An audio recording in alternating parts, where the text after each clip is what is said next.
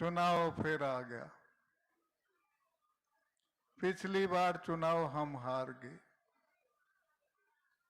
छोटी बात नहीं थी ये, बहुत भारी नुकसान हो गया।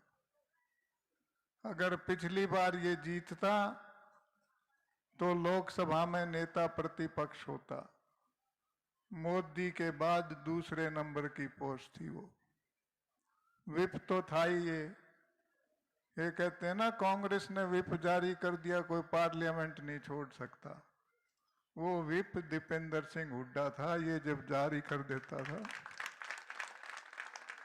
बहुत भारी नुकसान हुआ। ये अखाड़े में फिर उतर गए। दो अखाड़े होते हैं, एक तो कुश्ती का अखाड़ा, एक राजनीतिक कुश्ती का अखाड़ा। कुश्ती के अखाड़े में तो पहलवान अपनी देही के आंगे से जीतता है।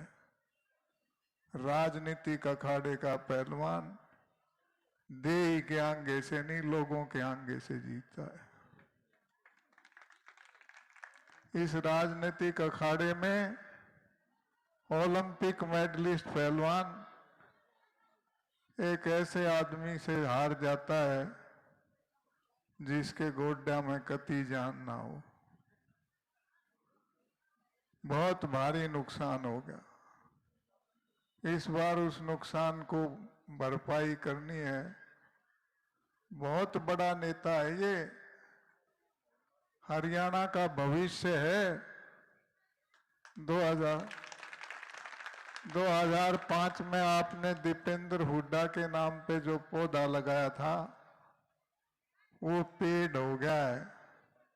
इसको कटने मत देना।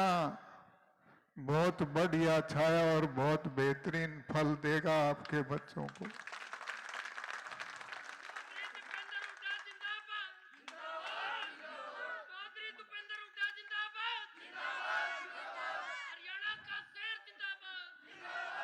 और अगर इस बार चूक कर दी तो हो सकता है ये आखिरी इलेक्शन हो।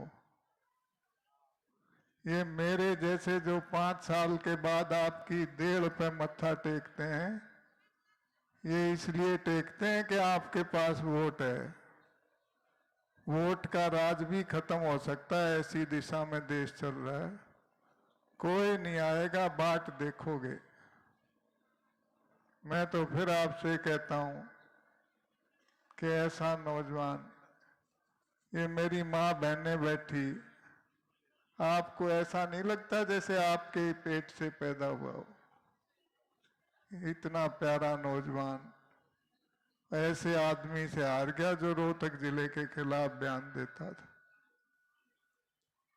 भाई, एक छोटी सी कहानी सुना के अपनी बात को खत्म करता हूं।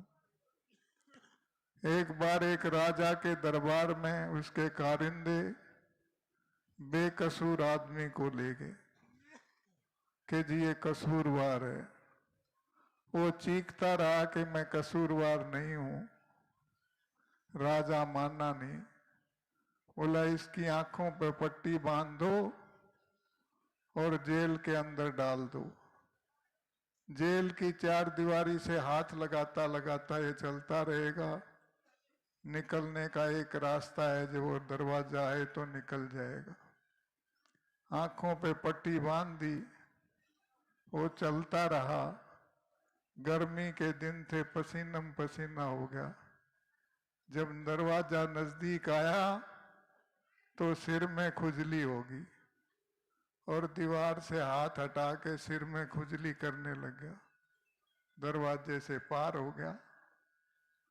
दोबारा फिर कई घंटे का चक्कर काट के दरवाजे के पास आया, फिर गर्दन में खुजली होगी। अगली बार फिर आया, फिर कमर में खुजली होगी। 2014 में 15-15 लाख की पट्टी बांधी थी सारी आंखों पे। और वो जो आदमी था उसका दरवाजा तो 5 घंटे के बाद आ गया। इस हरियाणा की जेल से निकलने के लिए ये चुनाव रूपी दरवाजा 5 साल में आता है। खुजली मत होने देना। ये जात के और धर्म के नाम की खुजली करेंगे, कभी पुलवामा की, कभी धर्म की, कभी जात की। खुजली मत होने देना। नहीं होने दोगे ना, और नहीं तो 5 साल पछताओगे। सारे लोग 5 साल रोते हैं, आखिर इसी में जाके कोई चेटक कर देते हैं 1 महीना में। इस बार मत इसके चक्कर में पड़ना। मैं एक बात कई बार सुनाता हूँ, मेरे साथियों ने कहा कि आज भी जरूर बताना। सारी बात भूल के दूध और पानी की तरह एक हो जाओ। आप कहोगे दूध और पानी की क्या बात है? पानी को आप किसी में मिला लो, तेल में मिला लो, नहीं मिलेगा। शीत में मिला लो, थोड़ी देर में ऊपर आ जाएगा। दूध में मिलाओ, एकदम मिल जाएगा। दूध न्यारा नहीं करता पानी को। दोनों बाहें फैला के छाती के लगा ले, और थोड़ी सी देर के बाद आप दूध को आग पे रखते हो। मेरी माँ बहनें जानती हैं, उस वक्त पानी अपने एहसान का बदला चुकाता है और कहता है, ओ मेरे भाई दूध, जब मैं तेरे पास आया तो तूने छाती के लगा दिया था। अब तेरे ऊपर मुसीबत है। मैं पानी तुझ दूध को विश्वास दिलाता हूं कि जब तक मेरी एक बूंद रहेगी, पहले मैं जलूंगा, बाद में तेरे ऊपर आंच आने दूंगा। और पानी जलने लगता है। पानी को जलता हुआ देख के दूध चुप नहीं बैठता, गुस्से में आता है और गुस्से में उफन के देगची के किनारों पर से होता हुआ चूल्हे की आग बुझाने की कोशिश करता है। आप उसमें पानी का छींटा मार देते हो, दूध शांत हो जाता है कि मेरा भाई उल्टा आ गया। इस तरह से एकजुट होके रहो। रहोगे ना? हाथ खड़े होकर के बताओ। लेकिन ये मेल भी टूट जाता है।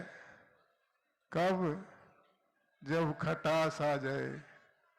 नींबू की 2 बूंद निचोड़ दो, दूध के छेलड़े हो जाएंगे। खटास मत आने देना। प्यार से सारे एकजुट होके, खटास आ गया तो समाज के छेलड़े हो जाएंगे। बहुत बढ़िया।